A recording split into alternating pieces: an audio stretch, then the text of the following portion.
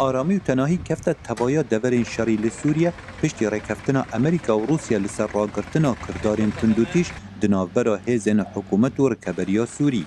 دگل ویچنده زیدگاوی بسر آگربستی خاتنه کرن. روسیا حوالبند رژیم سوریه اپوزیسیون گنهبار دکت کو 23 جاران لشکری حکومت کره آرمانج. هزین حکومت سوریا به تمامی تندو تیجی راوستاندن جبلی آرمانج گرتنا داعش و جبهت النصره مخابن ام همانتش درباره گروپین چکدار نکارین بیجین او پتر جبیز جاران سویل و لشکرین سوریا کرین آرمانج. ولاتین یکگرتین امریکا را گهاند امکاری دیگر روسیا دیکیم بود دریجه پیدان آگربسته لیمرما سرکه گهاندن آلیکارین مروانیه بود دورین دورپیچکری و بتایبت لحلبه. جبو پیشوه برنا روشه ام روش بروش لگل روسیا کار دکن و هلسنگاندن و آگربست شوپینن. یا گرینگ نبتنی راگرتنا شره ام دخوازن آلیکارین مروواهی در باسی دورین دورپیچکری ببن.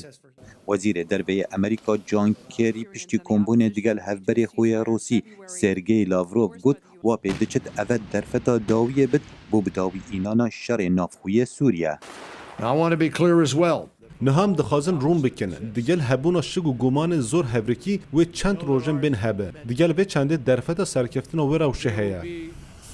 وزارت دربه روسیا دازانین آلیکارین مروانی و بریا کاستلو درباسی حلبه ببه لینتوین اگرتی دربازبون آلیکاریان بو سوچار دورین دور پیچکری ببیدن کرنا چکی و گرید داد.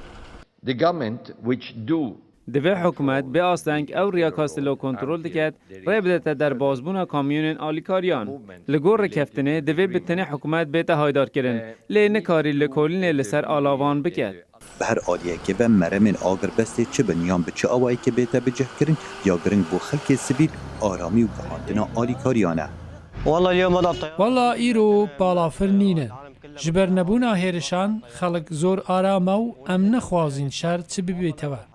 نتوین اگرتی دبیجد دریجه پیدان آگربست ویره خوش بکد بو کمبونا کمالا بیستولاتن پشتوان سوریه که وحیه لبیستو ایکی و مهه لنیورک بیتا پیک اینان و اگر اوه چه بو و گرکادی یا دانستاندن آشتیه درباره شر نافخوی سوریه دست پی بکد. خالد فتاح، دنگ امریکا.